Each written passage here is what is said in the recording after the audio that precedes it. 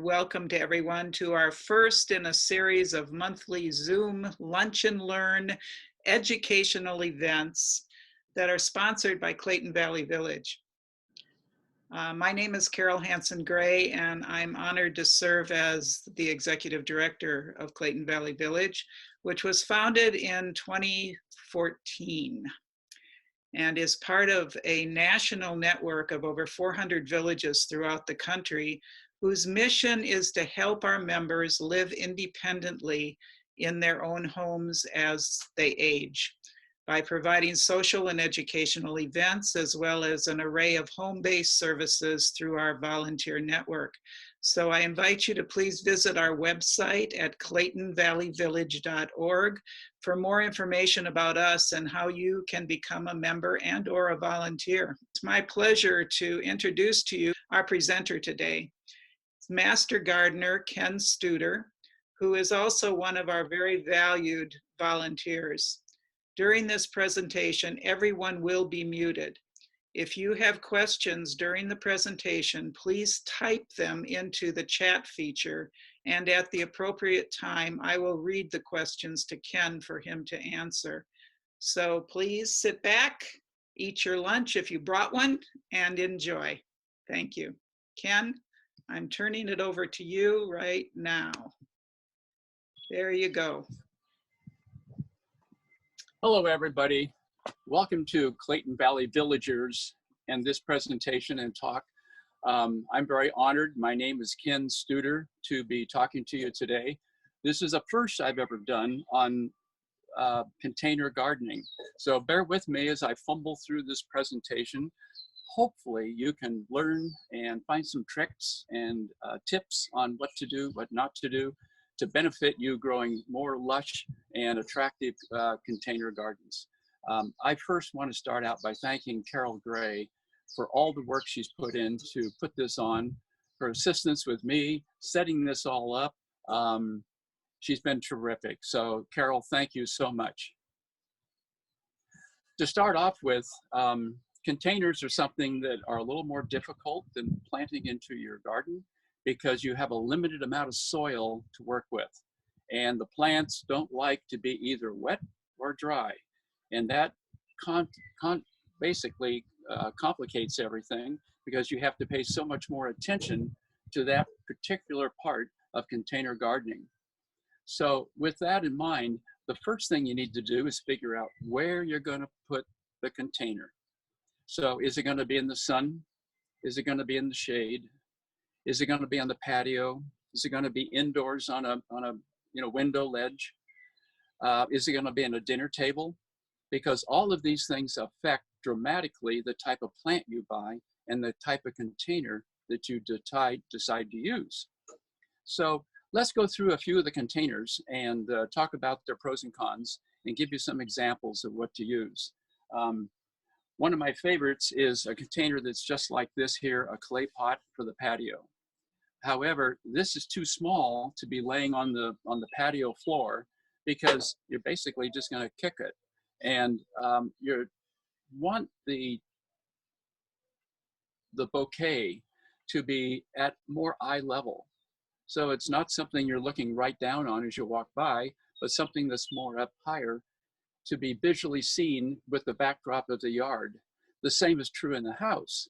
If you're going to have a large table, you would have a larger container in the middle of the table.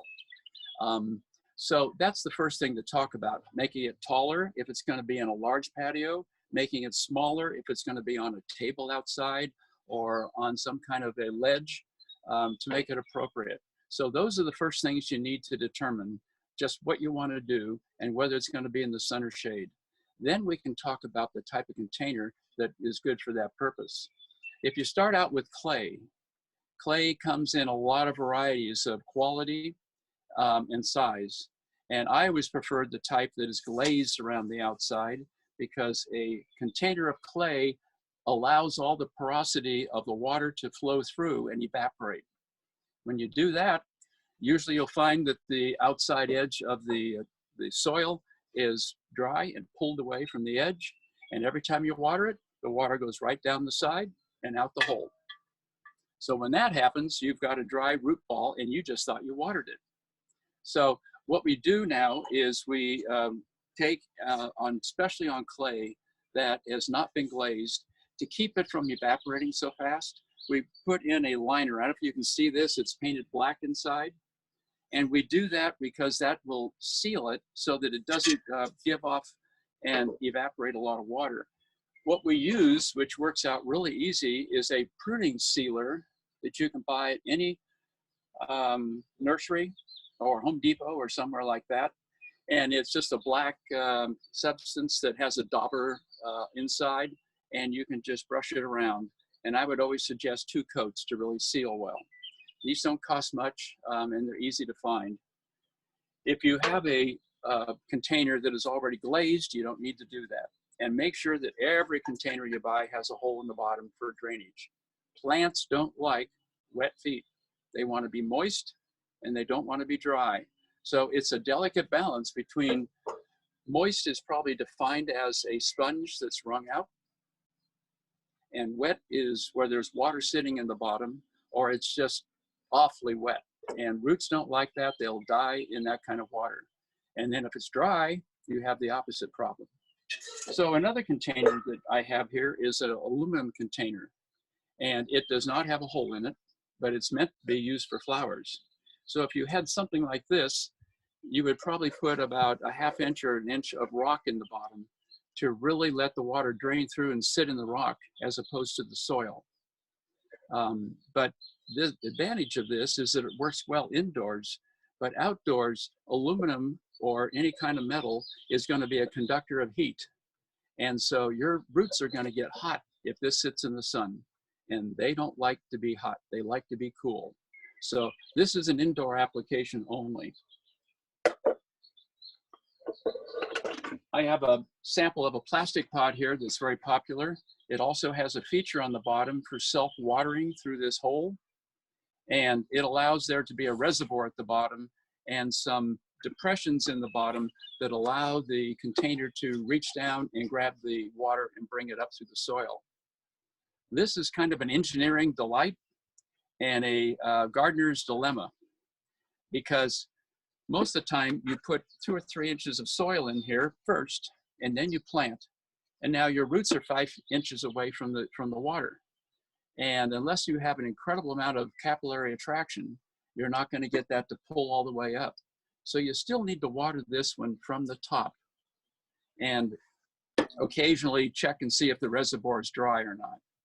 But this causes more problems than it benefits, but it's a convenient way not to have to water very often. And this may be more applicable to indoor plants doing this as opposed to outdoor. So I'm not in favor of this, but this works pretty well as just a general product. And because it's plastic, it's an indoor product. Let me take you through the garden here and show you different examples of what I have in different pots, so you can kind of see how I've applied things. And then we'll get back to doing the rest of this sequence. I'm going to break it into 4 parts. First part is containers. Second part is tools. Third part is soil. And the last part is actually putting together a plant in here and talking about ways that you can develop an attractive bouquet, okay? So I'm gonna come around to the back side of the camera and see if I can show you some of what I have here. This plant right here is one that's been indoors for the last 6 months, and you can see from the edges it's a little sunburned because it's sat right in a corner window on the west facing part of my house. But this is a nice basket that's been lined with plastic, and it will allow you to use indoor shade plants. But any indoor plant needs to be brought outdoor in the summer and probably rotated every month with another plant. So you need 2 plants for indoors. One, when it's outdoors, you've got the extra one there as well. Over here, I've taken a plant that is, this is a series of succulents that I planted into a bonsai container. So it's very shallow, not recommended for much more than bonsai or for succulents, because succulents don't need a lot of water. So they don't need a huge soil source to maintain that. Most of the water in succulents are on the leaves. This container here is one I've had for a number of years, and I've decided to do something where you have a tone on tone. The color here of these leaves will turn more of a brown, reddish brown, almost a mauve color, and these will grow into a large container style so that it'll be a mounding effect when it's a couple of years old. I just planted that 2 months ago. This container here is where you get into something that's more interesting. This is an old-fashioned bucket, almost like an antique, with a handle. And one of the legs was missing under the bottom, so it tilts forward. And I put in here a dwarf conifer, which probably isn't going to grow more than about 2 inches a year, a trailing plant, as well as a Bacopia, which will bloom and add some color to the arrangement. You can probably tell so far that I tend not to like a lot of flowers, and I know a lot of you ladies really like to have gardens that are colorful. I only do it because it's a lot of work to keep deadheading the spent blooms, and I don't care to spend that much time doing that. So I've arranged things where this pot here on the patio is about 5 years old, and it's 18 inches high, 18 inches across. And this is a black pine that I've stripped away the needles from in the middle of it to show the structure of the branching system, because I want it to look like a tree, kind of like an oversized bonsai. Over here, which sits on my front porch, is an old metal wheeled cart, if you will. And on the top here, I have a Daphne, which blooms beautifully in the early spring. And now the rest of it is just foliage for texture and color that way. And a lot of trailing plants here to give it a composition effect. At this point here, I have an entrance to my backyard, and on either side, I have the same pot to make it kind of like an entrance. And so this is just a very simple arrangement that isn't particularly dynamic, but it's colorful and it's varied, and it fits well in the colors with the terracotta color in that way.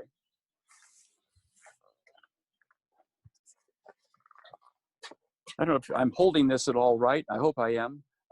This is new to me. I just bought this dark blue pot, which is all glazed, and combined a bunch of succulents on the bottom here that will trail over the edge. And I bought the blue because I knew that this particular succulent would turn purple as the sun gets on it and it changes color. So as it drapes down the side, the blue and the purple, I think, will look very nice together, as well as the succulents are kind of a gray hue as well. On top here, I have a flowering quince that really won't get a lot bigger. But the important thing here for me was that the quince doesn't need a lot of water. So it mates very well with the low water needs of succulents. So that's when I put together just last fall. I don't know how the sun is here, but there, maybe that's better.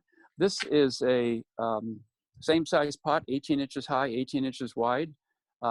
This is a witch hazel tree, which hasn't really gotten much bigger because it's in a pot. The roots don't develop like they do in the ground. And I just have a succulent and some ivy in the bottom as a very simple composition. Over here on the coffee table is a heuchera, which is a dark purple variety, and it is kind of a tone on tone with the color of the clay pot there. So it's very simple, and there's a lot of arrangements where you can just put one plant into the pot and you don't need to have 2 or 3 to make it look good. And this is an example of that. Over here, I've taken and just this 2 weeks ago, put this pot together. The interesting thing is I've tried to take boxwood, just simple shrubbery boxwood, and bought some bonsai wire, which you can see right here. It's kind of, and I've spread out the branches to give it more of a tree form and make it more interesting than just a shrub. And then around the edge are, which haven't grown yet, they were just planted, a number of different types of trailing plants this type of ajuga here will probably grow about 8 inches high. So hopefully this will be a 2-foot, 2.5-foot high tree that will have a lot of character and shape. And I did the same thing over here. So you can see this pot is partially glazed and as well as left with a terracotta look. And I really like that. So these are just kind of a matching pair. This is a little bit bigger. And I'd say lastly, I don't know if you can see this here in the shade, but this is a ficus that I bought down here at Sloat Nursery. And it just had an interesting shape. It actually grew out like this. And I thought, I'll get that because it's different than the way you normally see a ficus tree. And the pot I put it in is a handmade pot, which is made from fabric and Portland cement. You put it over a form and you let it harden, and then you paint several coats of cement on top of it, and again, finish it out inside with the pruning seal, and you've got a unique looking arrangement there. So I hope that gave you a few ideas of things that you can do in your yard to make it look novel, unique. And now we'll go into what it takes to make the plants look novel and unique, okay? So here I am, back again. Tools. Tools are the simplest part of the whole thing. You need gloves, and you need only a trowel, and you need the most important tool in the yard, which is a moisture meter. And this moisture meter has 2 probes because it's a 3-part moisture meter. It tells you what the pH is, tells you what the light level is, and it tells you what the moisture level is. This is absolutely fundamental to good gardening, much less the application for containers. Now, pH is not something you need to worry about because that is already pretty much handled by the potting soil that we're going to put in here. But in your yard, because we have clay soil, you may want to know whether your soil is a neutral or it's acid or alkaline, and that will affect the kind of plants you use. It'll affect how the nutrients are absorbed into the soil. Here we don't have to worry about that. The middle feature is light. So it has a small light meter. While not real accurate, you will, if you don't know already, when plants are inside, they get half the light, even in the window, than they do outside. Going through the glass, you lose about 50% of UV light, and UV light is an important factor in stimulating the plant to grow and producing the chlorophyll that you need to go into the leaves. So the moisture meter is the one that you will use the most. But when you find out that you've got less light in the house, that's when it tells you you need to bring it out in order to stimulate growth, and in the summer, rotate it in and out every month. Moisture meter, it will tell you whether it's wet, dry, or moist. And it will allow you to walk around with this in one hand and your watering can in the other hand, and you probe this into the soil 6 inches deep and read it before you apply water. You'll know right away whether you need to water a lot or a little or don't water at all. But without this, you're just playing a guessing game, and most of the time we overwater. We just think that's why the plant's not growing. But with wet feet, they're going to die. So that's important. We come to the most important part of the whole function of getting plants to grow, and that's understanding what the soil is all about. So with that, let me talk about the potting mix, compost, fertilizer, and clay soil. And those are the 4 ingredients that I put into my pots. This is my particular thing. Most people will just buy potting soil and put it in the pot, and that's, for the most part, pretty darn adequate. But I like to juice it up a little bit, make it a little more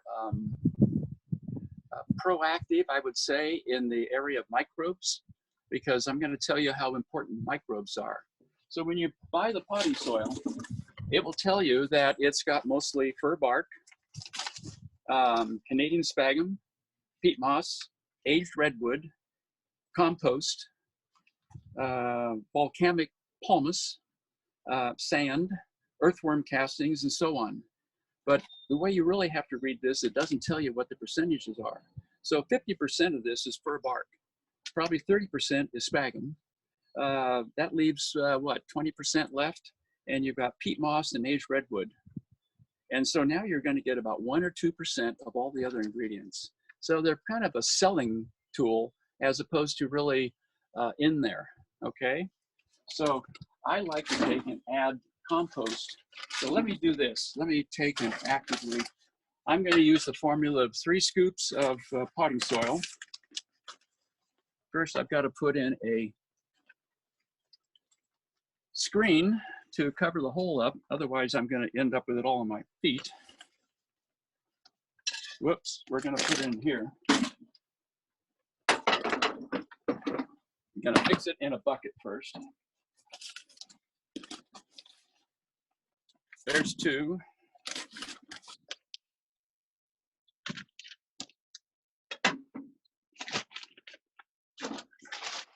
Then I'm going to put in 1 scoop of compost.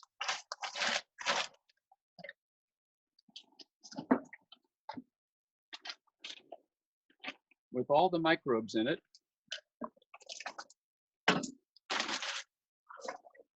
I have gotten out of my yard the lousy, crappy soil, as we all think it is, but it's not. This is a mineral soil in the yard with being clay. So the minerals that these plants need are still iron and zinc. They need manganese and magnesium, plus a lot of other minor minerals, and they're missing from all this organic matter. So even though this is clumpy, you can see it's just little clumps here. I'm going to throw some in. This is right out of my yard, and it's going to have roots in it and that kind of thing. But this is going to add the minerals that the plants need as well. And last but not least is I've got some of E.B. Stone's organic fertilizer. And it's a mild 555, so it's nitrogen, potassium, and phosphorus. And yet it's got microbes in it. The difference is the compost is wet and moist, and the microbes are alive. And here, the microbes are dormant.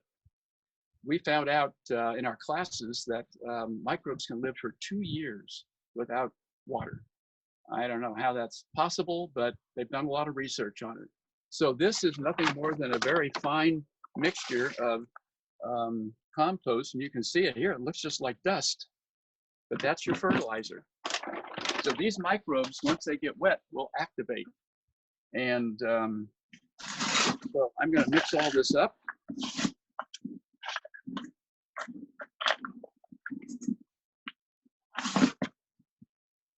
I'm going to add some water to it because it's got to be wet before it goes in. Excuse me, it has to be moist.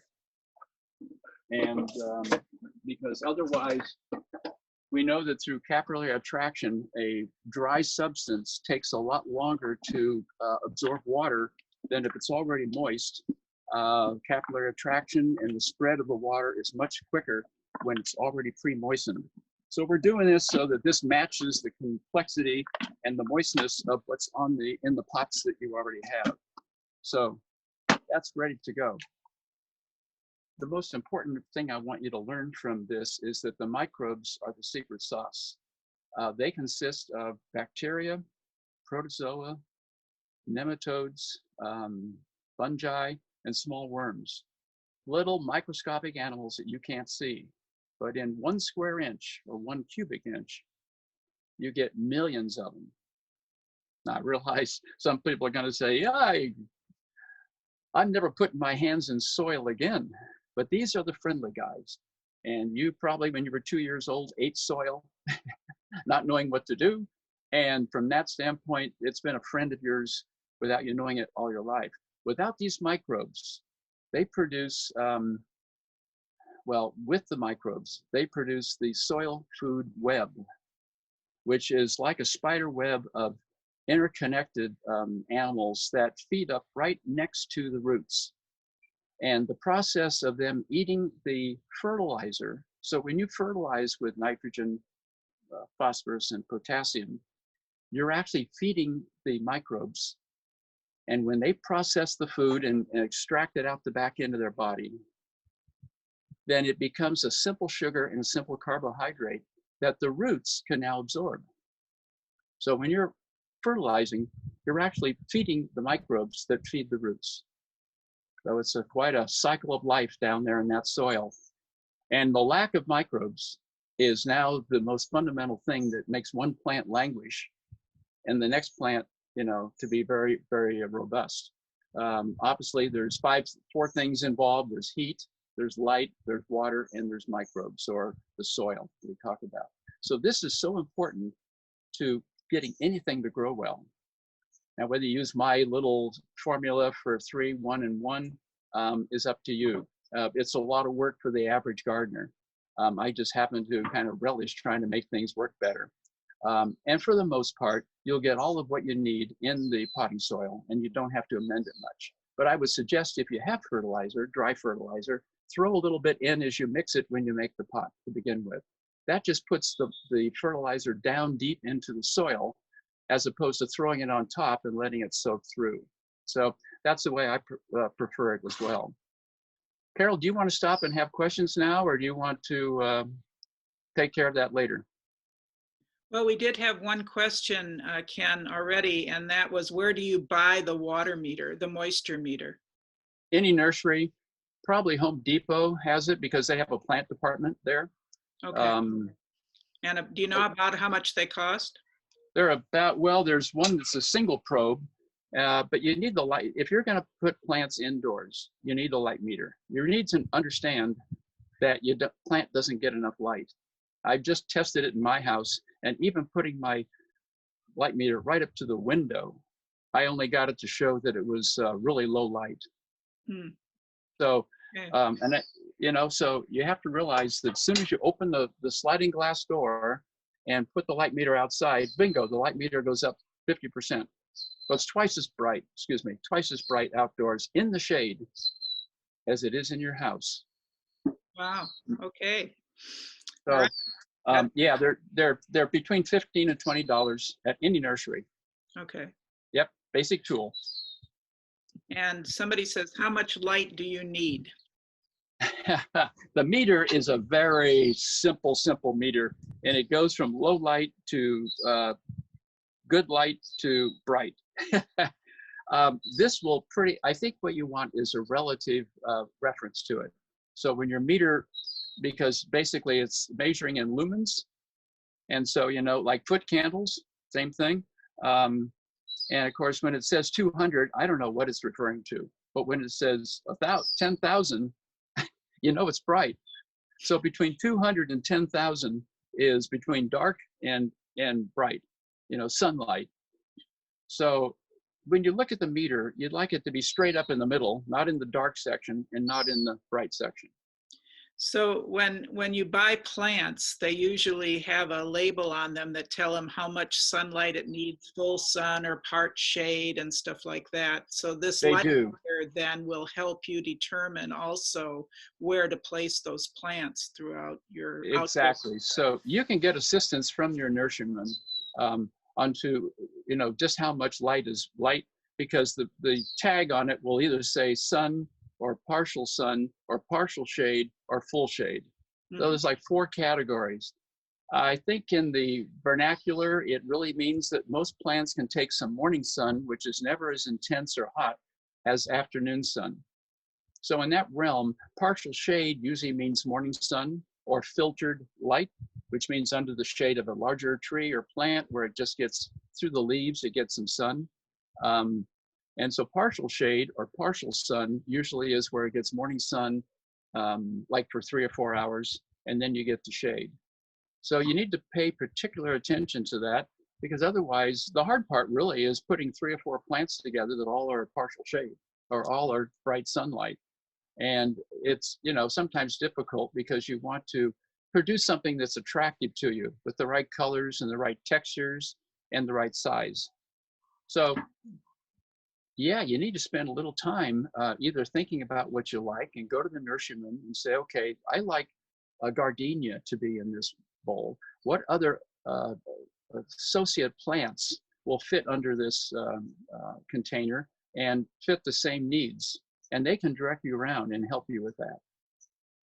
Or if you want to know that you have one plant you want, then you need to find out what associate plants will pair with that in order to survive.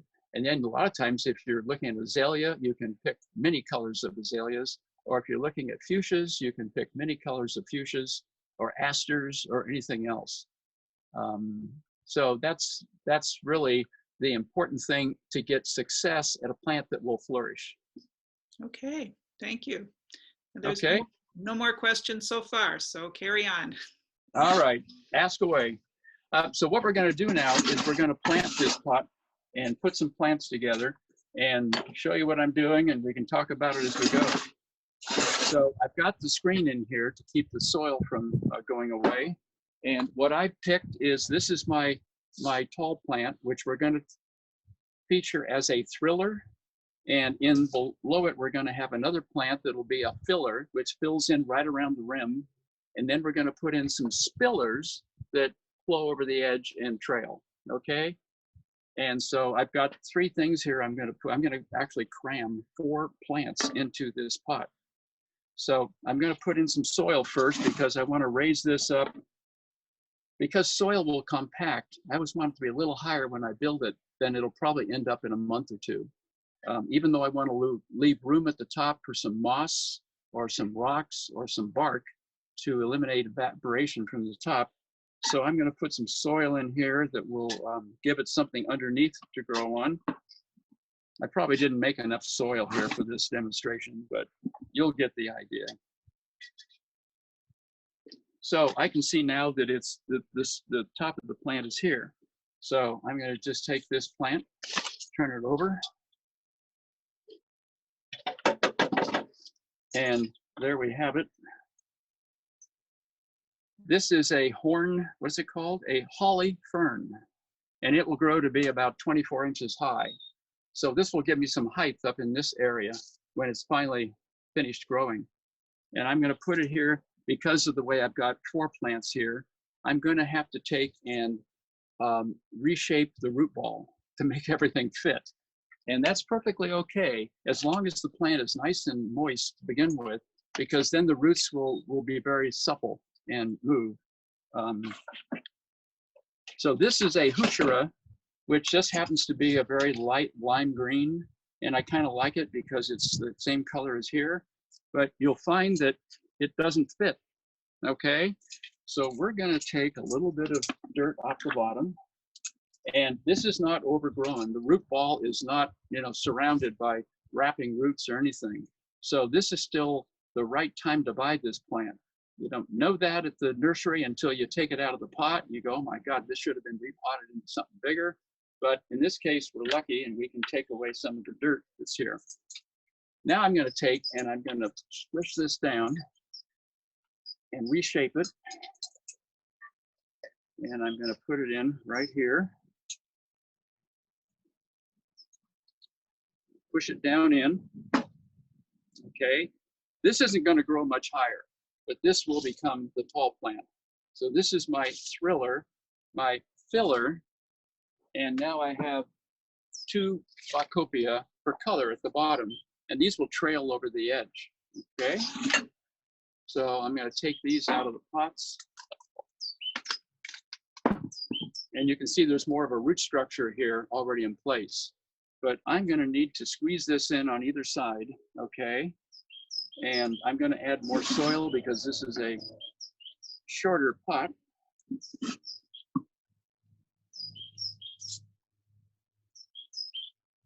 And we're going to have to, whoops, let me turn it around. There we go. Now we're going to plant it this way. And I have one more. I like arrangements more than I like single plant pots. It's just my thing, but there really are a lot of attractive, just a single plant coming out of a pot that make really very attractive combinations, especially if you mate the color of the pot with the color of the plant. I think in a way that either contrasts or it complements in colors. And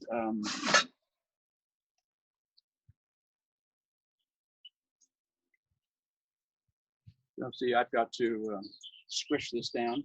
So you're just rearranging it a little bit. And if it's moist and wet, it won't be a problem at all. And I can get that down in there.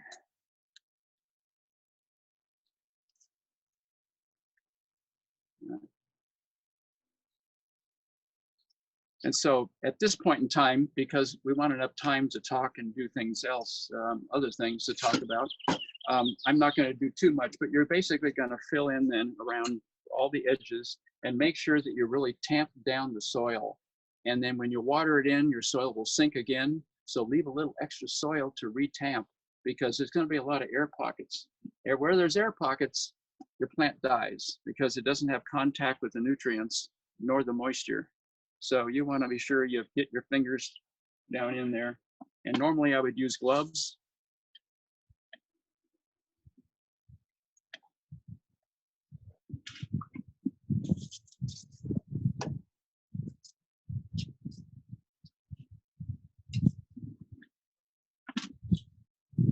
And when we're all through, if there's exposed areas that we think will have a lot of evaporation, then we'll put some moss or some bark or some rocks on top of it, okay?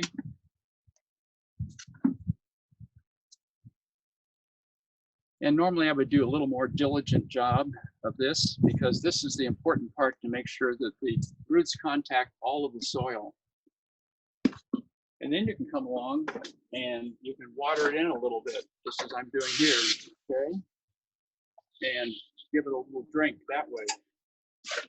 I prefer, when you first put together a container, that you put it in the shade for a couple of weeks. Let it adjust to its new surroundings, as opposed to, if this was all light, this is a partial shade plant or partial sunlight plant combination here. So you're going to want to take and put it in the shade for a couple of weeks, let it adjust to its new environment, and then slowly introduce it, because if you don't have enough sun, you won't get the Vaucopia, in this case, to really keep blooming. And they're going to grow down the edges. But that's how I do it in that realm. I do have over here another demonstration for you. Now you can put, if you want to put a rock in here that makes it a little more interesting, you could do that. Another way, you could put some rocks in on the side over here where there's soil, and that will also eliminate evaporation through the heat of the day. And I would do more of that and fill it up so there's really no surface showing, but yet there's porosity there for the water to get through very easily. I know a lot of people ask about, what if I like these pots that are moss all the way around? And people have asked, well, how do you get the hole in the side to put a plant in the side? So figure this would have a big fuchsia on the top. It'll grow up this high and have lots of flowers on it. We can make this a whole lot more interesting by cutting a hole here. This pot has a wire frame, and it came with a plastic liner. So if the pot you like doesn't have a plastic liner, you need to make one, because this is so porous that you'll just keep watering it, and the water will just keep running out onto your patio, and the root ball will be dry as a bone. So make a plastic liner out of anything you have. One of those black garbage bags is just fine, and just cut it to fit and put a hole in the bottom. And then you can slit the side on the inside like I've done here. It's all slit. And I peeled back the wire and cut it with wire cutters, okay? And opened up the hole to about the size. And then if you want to put in a, these are 6-packs now. So I bought a 6-pack, and this is sedum, which is another just green material. But you could put flowers here, you could put ivy, you could put a lot of different types of trailing ground covers that would work in here. And you're basically going to make the hole about the same size as the root ball is, and cram it through. You really do. You're cramming it through there to make it work. So on the inside, you can see that the root ball is coming through right in here. And I might actually, this root ball right now from a demonstration is a little dry. So I would make sure it was really good and moist before you did it. And if it's over root bound, I would rough it up a little bit so it will contact the new soil and immediately start to grow into the new soil. Then you can take and push back the sides that you pushed up and tighten it up so it doesn't leak, okay? And make it work that way. So, you know, it's going to be that this will grow right down here and give you a much more lush, complete, unique, maybe more attractive, colorful arrangement than you had before. So that's how I do it when it comes to doing something a little more creative and making that work. Oh, Ken, there's And a couple questions here. sure. First of all, I have a question about that pot that you just, or that container. Do you hang that then? Is that what Yeah, this comes with chains on it. There's a you can see there's a U-ring or a eye bolt there and an eye bolt there. So there's 3 chains here, and then you hook it over an you? overhead thing. Yeah, but you could do very easily, Carol. Yeah. Yeah. So The that's for a hanging basket. That's one idea. Yeah. Then somebody asked, is there one particular potting soil brand that you would recommend over another for a beginner? No, you know, when I usually give talks for master gardeners, we have a protocol we go through, and one of the things we can never do is recommend. I could give you 3 names, but I can't give you 1 name. I think you need to read the labels and start to be a little more attentive to what's on the label.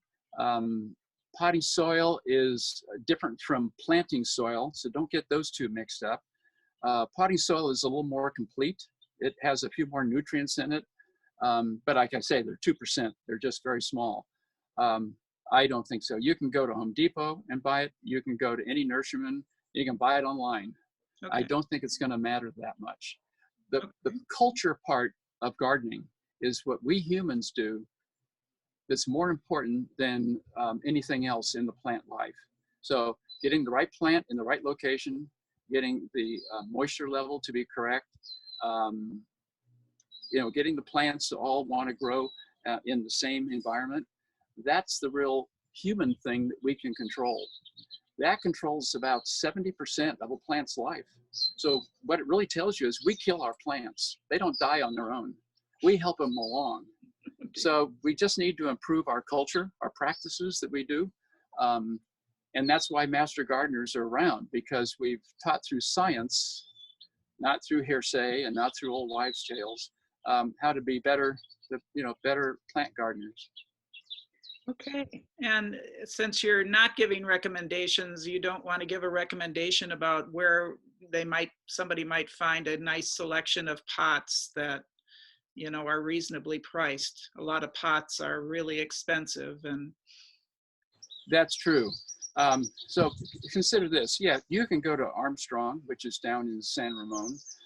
You can go to Sloat. Any of the Sloats have a lot of pots available. Sloat has been so busy through this COVID-19 thing because they've allowed them to be open that they've been bought out. I mean, they can't get their suppliers in there fast enough, but they have a huge selection of pots. And I think there's a pretty good range of expensive to inexpensive. The place that I like to go, since this is not a sanctioned master gardener, is I like to go to Orchard Nursery in Lafayette. They are a premier nursery, meaning they've got more people there that really know what they're doing for advice. Secondly, they have more selection than anybody in the Bay Area or in the East Bay here. And they're fairly close. They're a little more expensive, but I think you get what you pay for. But they will give you lots of ideas. If you want a succulent garden, they've got pots just for succulent gardens. And they really know their stuff.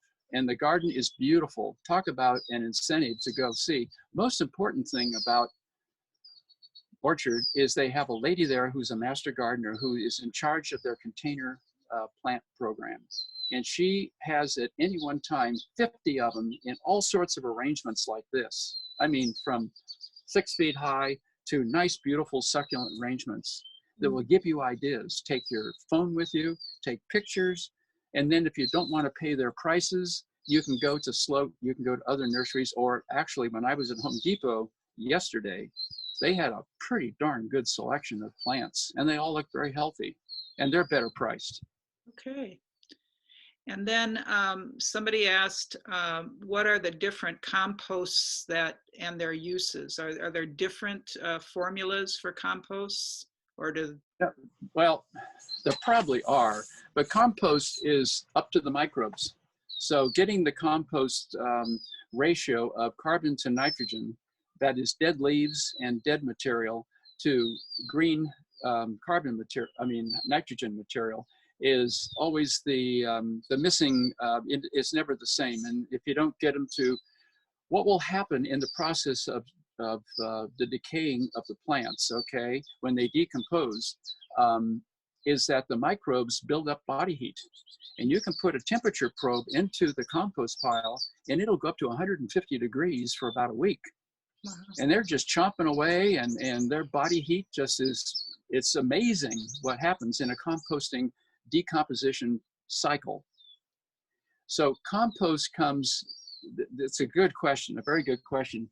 Compost comes in two forms.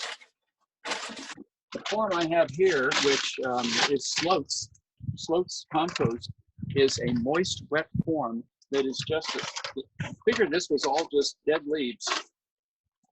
And now this is just a real soft, just, beautiful, soft soil that is now able to go in the garden, filled with microbes that have decomposed big leaves and sticks and everything else down to just this beautiful, lush material. There is also another type, which has been what we call neutralized compost, and it's pelletized, just like you buy fertilizer that's pelletized. And it does not impress me. I mean, I want this lush, moist compost because I know the microbes are in there. I don't get the same feeling. And so you need to pay attention or ask somebody, is this the, I'm not sure what they call the real thing, but there's two different types and they come in bags and you need to pay attention to which one's which. Okay. Sorry, I don't have more information on it than that. And then one other person asked a question about why you didn't loosen the roots around the last two plants you had there before putting them in the pot. Is it important to loosen the roots up after you're repotting something you bought? The answer is yes, it is. These weren't so compacted with roots or overgrown with roots that I didn't bother. Okay. And maybe I should have mentioned that. But if you buy a plant and open the pot and the roots are going around the bottom and it's just solid, you do need to gently loosen them all and bring them so that they don't want to wrap, they want to grow out into the soil. A root that wraps will continue to girdle and do that. And that is not a good thing because they just will never flourish. The plant you buy 6 months later, it will be the same plant, same size plant, because they will just never stop feeding on themselves and won't reach out to the new soil. Okay. So yes, these roots here were very small and not compacted, so I didn't bother. So when you find something that's root bound like that and you pull the roots apart, can you cut the roots a little bit to shorten them up, or is that going to damage them? What we usually do, if there was a main root that's kind of obstructing everything else, we will cut that out and eliminate that if there's enough other roots around. So the answer is yes, you can cut them, but I wouldn't cut off the tips of roots. No, those are the tender ends that do all the feeding. Okay, so what you want to do is really loosen them up. If you can't loosen them up, then the next thing to do is to find a main root that is kind of binding the whole thing together and eliminate that, because there's plenty of other roots that will flourish out in the new soil. Okay. All right, thanks. I think that takes care of our questions for now. Well, I think there's one more here. Sure. About buying pots. Where was that? Any recommendations on where to buy pots that are reasonably priced? Yeah, he answered that question. Oh, he did? Okay, sorry. Yeah. So yeah. It says this is unrelated to the actual planting, but does anyone know where the bench used in the Zoom meeting? I know where that is. That was a Google image. Oh, it wasn't. Yeah, that's not my house. Yeah. And one other, as you compost, should you layer organic stuff with soil to produce a better end product? Should you layer it? As you compost, is that the question? As you compost, yes. Composting needs to be mixed in, so layering is not necessarily very effective. So let's say you've got a bin that's a yard by yard by yard, and you're filling that with leaves. Okay, so in the fall, what I do is collect all the leaves off everybody's yard, and I fill my bin with that. And then I come back in the spring when I'm mowing my lawn, and I get the greens from all the other lawns when the mow and blow guy comes through. But then you mix them together. You pile them on top, and you turn them over with a pitchfork, and you want to make sure that they're all together. And then you water it down, and you put burlap on top to keep it moist and wet. And every week you come in and you return it. I see. So the edges that get dry are put in the center and they get moist again. Okay. And typically that will produce, in about the third week, you'll get about a 150-degree temperature in the action of the microbes decaying and decomposing that material. Okay. And then one other question was, with the 4 plants in the pot that you just demonstrated, how quickly will it get root bound? Yeah, it's a good question. I think the answer is it will get root bound. These 2 plants here, especially the Heuchera and the horn fern, will probably want more space. And so you've got 2 ways to go. Buy a pot that is taller and has more soil deeper down. So you're going to put in a 6 inches of soil underneath it. These 2 plants here being pretty much annuals or perennials. If you're lucky, they're perennials, but most of the time the Bachopia is spent by the end of the year, and you pull them out and you put something else in. So you're right. In this demonstration, I've over crammed into this pot maybe too many things, but they kind of like to be bunched together. In nature, things happen like that. And roots will intermingle in between themselves and become very, as long as they've got the nutrients they need. But in the real, if you want this to be a permanent pot that lasts for 5 years, let's say, in other words, these 2 plants here, which are structure plants, that you would probably buy a bigger pot to put them in, and then have more of the trailing plants around the edge that you can replenish. Okay. Good question. And one other question, somebody wanted to know, what's the name of the wire that you used on the boxwood? Oh, that's a bonsai wire I bought online. And I bought a kit of about 6 different diameters of wire. So a real thick wire would be for a big, heavy limb, and a little tiny wire would be for a small limb. And I just picked one of them, cut it off, and started wrapping around I watch a lot of YouTube videos, just like everybody else. Okay. All right. Continue. So the last thing to really talk about is feeding. And in all pots, because there's a small amount of soil, you need to take and feed it fairly commonly. I'd say bi-weekly, every 2 weeks. Use like a hose-in sprayer, something like this. Just don't get one with these quick couplers. This thing leaks like a sieve. But there's a lot of brands on the market, and just keep this handy with your liquid a fertilizer in it, and you can use any kind of fertilizer you want, because once you've got the microbes in there, they don't care. Nitrogen's nitrogen, phosphorus, phosphorus, potassium's potassium. And so from that standpoint, you can buy any kind of fertilizer that you just, Miracle Grow will work fine. You dump it in here and add the water, and then you can just come along and add it to your hose and water all your pots every 2 weeks. Because if you don't, the watering of it leaches all those nutrients out over time. Do you have to make sure not to get it on the leaves? Do you have to water below the leaves, or? No, you want to water the leaves. You just don't want to water them in the middle of the day. Okay. So watering is usually done either in the morning or the evening when the sun is not on the leaves. Okay. Morning is always preferable. Okay. All right. What else do you want to show us here? Don't forget this little guy. Right. I'll guarantee you that of all the gardeners out there, this is the one area where they overwater or underwater, and it continually will drown a plant or they'll die of lack of water. So you need to push this down into the root ball, because it's the root ball you want to measure, not when you stick your finger down the side of the bowl and say, oh, it's wet out here. Mm. So this is probably is there more. a brand name for that? What is that called? Well, the brand name is called Holdall, Holdall, made in China. Would you know? All right. No, just There aren't a lot of brands around. Just go buy one. You could probably get one online, you think? Oh, Probably. absolutely. Just put down moisture meter for the yard and Amazon will have it in a flash. Okay.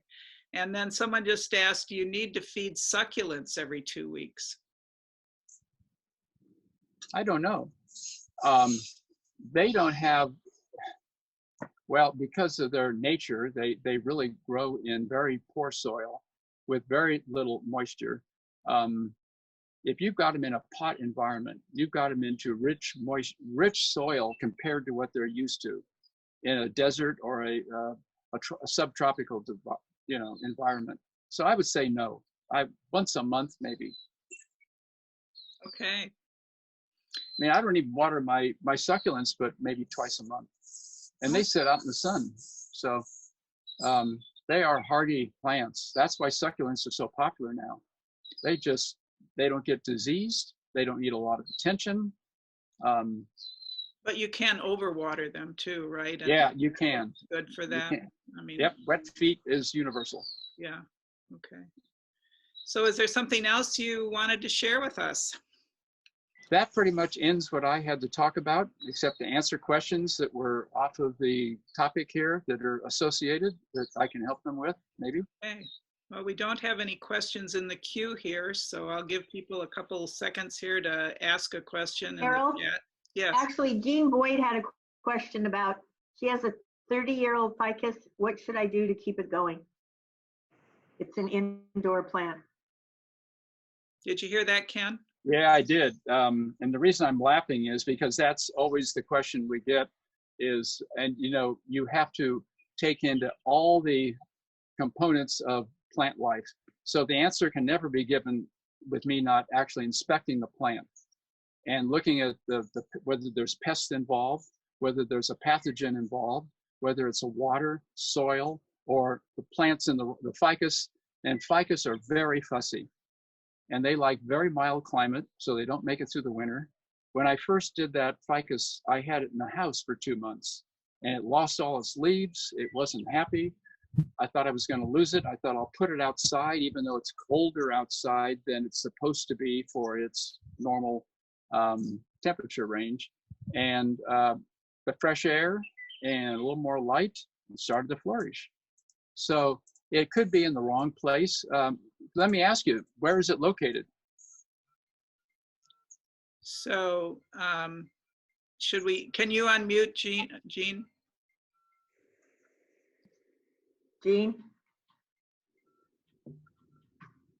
I don't see her here. Well, what I would recommend for Jean is that she actually put in a service request and have you come over to her house. She's a member of Clayton Valley Village. And that's probably what I need to do. There you go, Jean. Okay, thank you. Yeah, the operative word is they're fussy. And so getting it right is not easy. So that really is a lot of it. And again, the water meter, they don't want to be too wet. And the right amount of light and wind and temperature and stuff if it's outdoors. If it's indoors, you only have a few controlling environments, is to keep it indoors and get it more light. Okay. Probably more light, less water. Ken, this was an awesome presentation. Thank you so much for your time and your expertise, and we really enjoyed it. You had a lot of people here tuning in, so thank you. And this will be a recording of this, so we'll be able to enjoy it again. All right, Carol, thank you very much. You're so welcome. Very nice. Thank you. Thank you. Thank you. Okay, we're going to end the meeting. Thank you so much for joining us. Bye now. Thank you. Bye-bye. Bye. Bye.